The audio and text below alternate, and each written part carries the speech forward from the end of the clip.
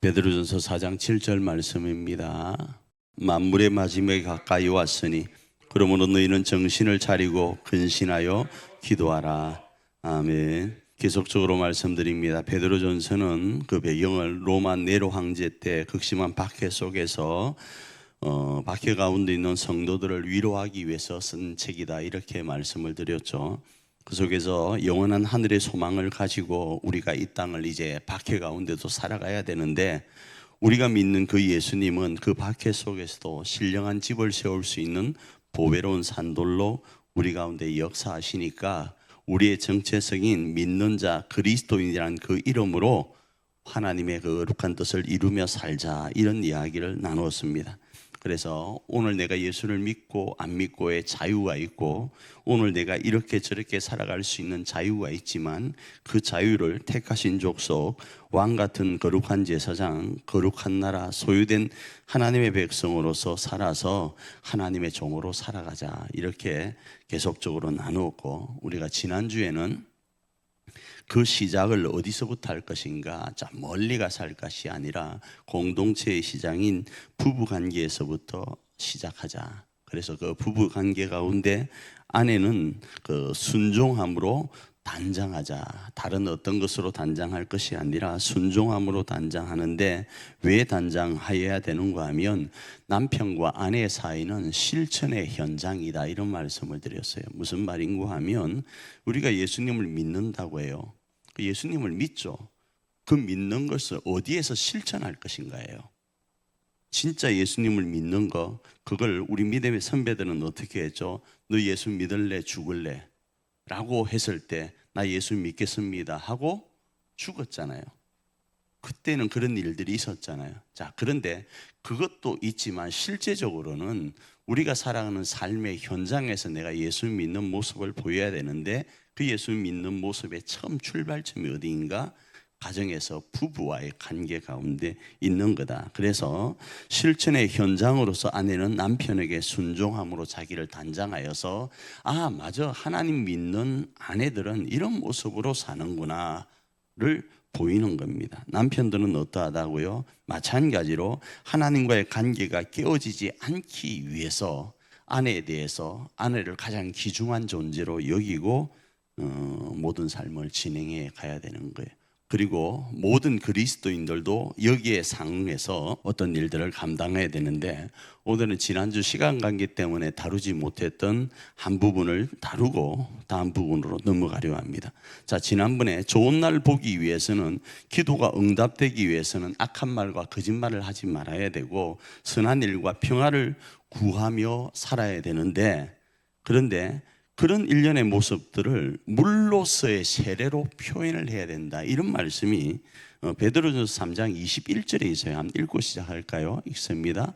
물은 예수 그리스도께서 부활하심으로 말미암아 이제 너희를 구원하는 표현이 곧 세례라. 이는 육체에 들어온 것을 제하여 버림이 아니요 하나님을 향한 선한 양심의 간군이라, 이런 말씀을 해요. 이 말이 무슨 말인가 하면, 세례를 받는 것 자체는, 세례라는 말은 정결한다, 정결하게 한다라는 의미를 가지고 있거든요. 그래서 육체에 들어온 것들을 제하여 버리는 게 맞아요. 맞는데 실질적으로는 조금 더 나은 모습이 있는데, 그게 뭔가 하면 하나님을 향한 선한 양심의 소리인 거예요. 하나님, 내가 하나님으로 살겠습니다. 내가 하나님을 믿는 아내로서, 하나님을 믿는 남편으로서, 하나님을 믿는 목사로서, 하나님을 믿는 성도로서 살겠습니다를 뭐요? 하나님 앞에 간구하는 외형적 표현이 뭔가 하면 물로서 세례를 받는 거예요. 이 말은 모든 회중들 앞에 나는 그렇게 살겠습니다를 고백한다, 이겁니다. 나 예수 믿어 하고 세례를 받지 않는 사람이 아니라, 나 예수 믿어 하면 뭐 한다고요? 세례를 받는 거예요. 모든 회중 앞에 나는 예수님을 믿습니다예요. 지금은 예수님을 믿는다고 하면서 세례를 받는 것, 그거 좀 쉽죠. 심지어는 이렇게도 요구한다 그랬죠.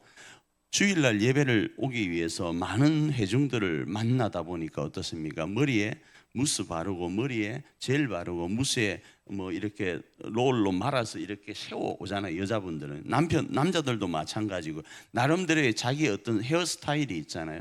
근데 거기에 우리가 약식으로 행하지만 세례를 베풀 때 죄송합니다. 원래는 우리가 그 장로교에서도 손으로 목사님이요 손으로 이렇게 떠서 위에다 부었어요.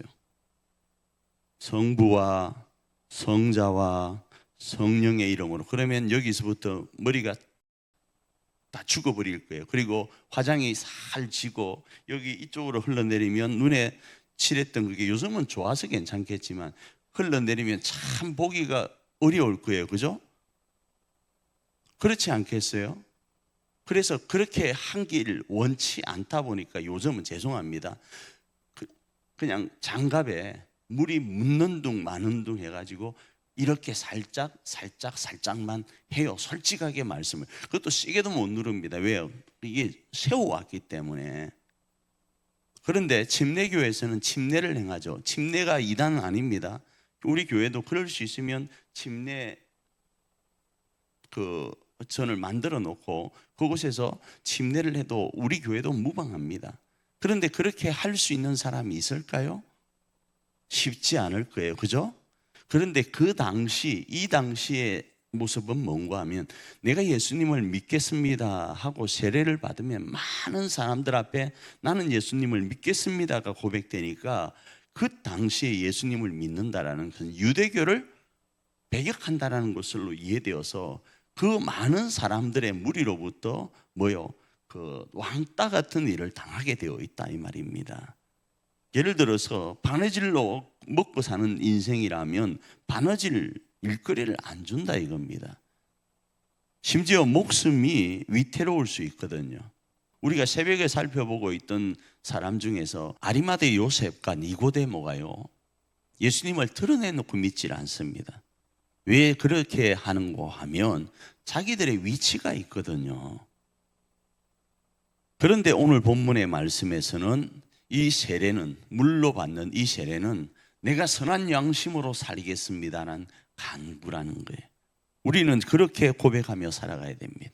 자, 이런 일련의 모습을 오늘은 세 가지로 조금 더 다른 측면에서 말씀을 나누려고 해요. 그 중에서 이런 일련의 모습을 위해서 우리는 뭘 어떻게 해야 되는가? 그 출발점은 기도라는 거예요.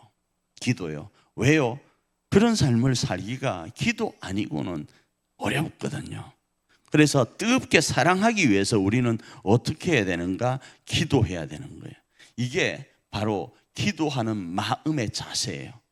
뜨겁게 사랑하기 위한 마음을 갖기 위해서요 기도하여야 된다 이겁니다.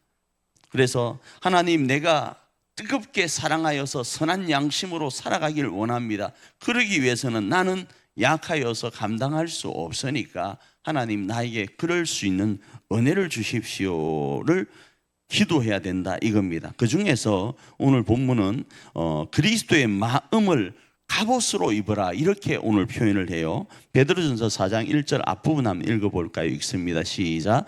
그리스도께서 이미 육체의 고난을 받으셨으니 너희도 같은 마음으로 갑옷을 삼으라. 예수님께서 뜨겁게 우리를 사랑하기 위해서 육체의 고난을 받으셨대요. 육체의 고난을요. 여기서 육체의 고난은 그 뜨겁게 사랑하기 위하여 주어지는 삶의 아픔이거든요. 현실적 고통이거든요. 그런데 그 고통을 위해서 예수님은 어떻게 하셨는가? 기도하셨던 거예요.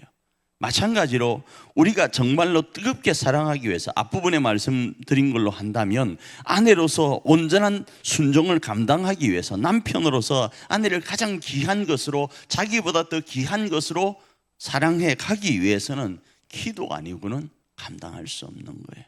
목사도 마찬가지고 성도도 마찬가지입니다. 우리 목사님을 사랑하기 위해서, 우리 성도님들을 사랑하기 위해서 기도 아니고는 감당할 수 없는 거예요. 그래서 그리스도의 마음을 갑옷으로 입어서 우리가 이 뜨겁게 사랑하는 일들을 해나가야 되는 거예요.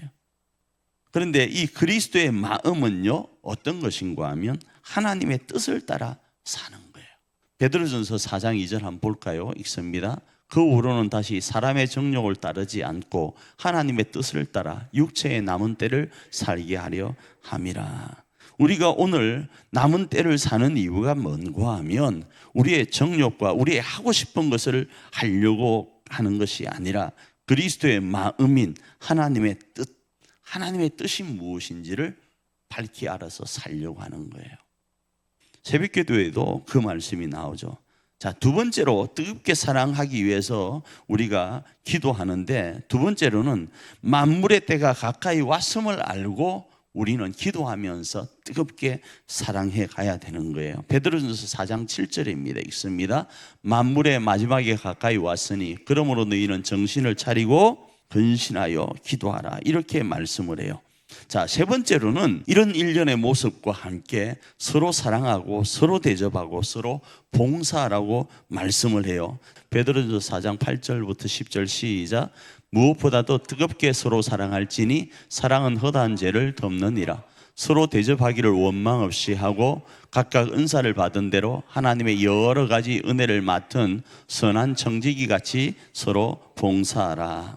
여기서 뜨겁게 사랑하라 이 말은요, 열심이라는 단어를 가지고 있어요. 열심히 서로 사랑하라라는 거예요. 열심히요. 그리고 서로 대접하는데 원망 없이 하라 이 말은요, 불평하지 말라라는 거예요.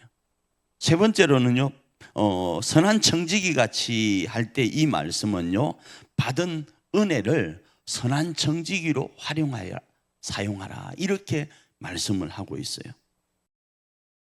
왜 그런가 하면 이 본문 서로라는 이 말씀요, 서로 사랑하고 서로 대접하고 서로 봉사하라는 이 말씀은요, 하나님께서 혼자만의 그 하나님 나라가 아니라 우리와 너와 내가, 우리와 우리가 공동으로 이루어가야 될 곳이 하나님의 나라이기 때문에 서로라는 단어를 계속 붙이는 거예요. 그 속에서 그 출발은요, 아내만 이 땅에 사는 게 아니거든요. 아내와 남편이 사는 거거든요.